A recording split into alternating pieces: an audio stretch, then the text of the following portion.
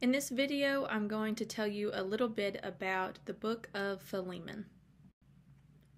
So once again, we have the author as Paul, and Paul wrote this letter to Philemon. And this is actually one of the distinct things about this letter is it is the only prison letter that Paul wrote to an individual, contrasting to a church or a group of people. And then the date for this book is sometime between 60 and 62 AD. And if you remember, this is around the same timeline as the other prison letters. So Paul wrote several of his letters while he was imprisoned in Rome. So the reason for writing this book is pretty interesting. Paul is writing to Philemon concerning one of his slaves, Onesimus, who had run away. So Onesimus had left Colossae, potentially stealing some of Philemon's money before he left, and he made his way to Rome where he found Paul. As Paul established a relationship with this man, Paul led him to salvation. So then Onesimus decides to return to Philemon to make things right and to submit to his authority. So Paul is writing the letter to Philemon to encourage him to forgive Onesimus and accept him as a new brother in Christ. So this is I would say, one of the more unique letters of Paul, given this whole background situation. Regarding the structure, this book is very, very short. It's only one chapter. And so in the first few verses, verses 1 through 7, Paul talks about his relationship with Philemon. And apparently they were pretty close. And so Paul is able to appeal to their friendship and to their relationship that they have, so that Philemon knows that Paul is trustworthy, and Paul is making a worthy request to Philemon. So then verses 8 through 17, Paul is appealing for Philemon to accept Onesimus on the basis of his conversion and Paul and Philemon's friendship. So he's giving Philemon two reasons why he should accept Onesimus back into his household, and that is their friendship and that Onesimus has become a Christian. And then finally, the last three verses are Paul committing to repay any debts that Onesimus has towards Philemon.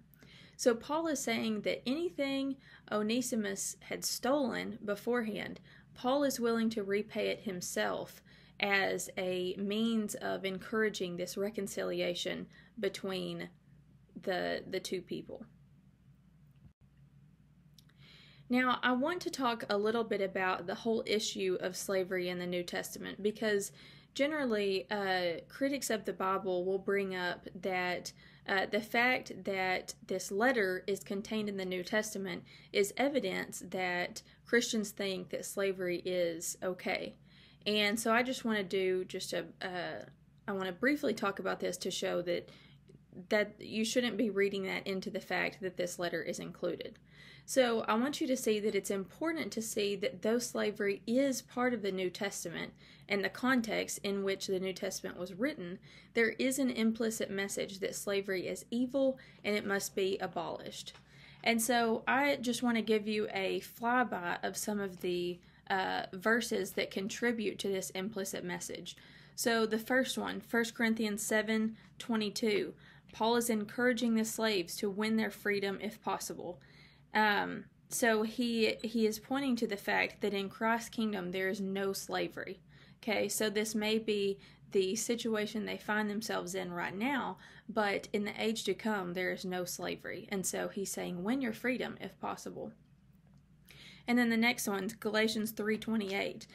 This is talking about the full equality of all believers in Christ, whether they are Jew or Gentile, man or woman, slaves or masters. Whoever, they are all equal when it comes to their relationship with Christ. And then next, Ephesians 6:5 through 9, along those same lines. Paul is saying that slaves should live in peace and obedience to their masters for the sake of the gospel, and reiterates that there's no favoritism with God. He is the Lord of the slave and the master alike. And then looking at Colossians 3, we see that slaves will receive their reward from the Lord, showing, once again, that they have the same value and dignity as their masters. So no matter slave or master, all are on the same level playing field before God. And then finally, here in Philemon, we see that Paul actually encourages Philemon to set Onesimus free, to see him as just another brother in Christ. And so while it is not this explicit message in the New Testament, it very much is an implicit message that we can get from the text to show that slavery is condemned. So now, having some biblical evidence for the claim that slavery is implicitly denied in the New Testament, you may be thinking, well, if that's the case, why does Paul not outright condemn slavery in his writings? And I think there are a few important thoughts on this. First, slavery in the Roman Empire was a very different institution compared to the American South. So slaves were able to own property, have homes and families, attain high social positions, and function as managers of wealthy families. So they had many more rights and freedoms compared to what we know of slavery in the American South. And then second, and I think maybe most importantly, Paul was called to bring the gospel message to the Gentiles. This was his primary mission throughout his life. And so just the context that Paul was brought up in, the Roman Empire depended on slave labor. And so if Paul were to speak out against this slavery issue, it would have meant that he would have been arrested and executed.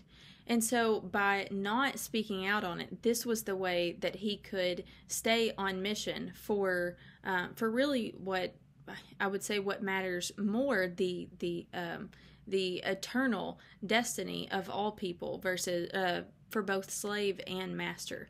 And so though Paul I'm sure had his thoughts about slavery, as we already see in his letters and what we talked about in the last slide, it does seem that Paul had to stay on mission with his primary goal to bring the gospel of Jesus Christ to the Gentiles. And then lastly, this one is tough because it is hard, it is a tragedy that it took Christians so long to see the evil of slavery, but at the same time, it is something to be aware of, that Christians did eventually come around and lead the emancipation movement to end slavery. So we can kind of hold those two things hand in hand, that it definitely should not have taken as long as it did, but Christians did end up being among the front lines of those who wanted to put a stop to slavery. So just kind of a recap, in this lecture we covered not only the letter to Philemon, but I also wanted to make the claim that of how we need to see slavery as it exists in the New Testament and the world that the New Testament was written in, and then how can we as people that are separated by, as we've talked about, separated by geography and time and culture, how do we read this text about slavery and think about it correctly? So now I think with all of that, you should be good to go on further Philemon material.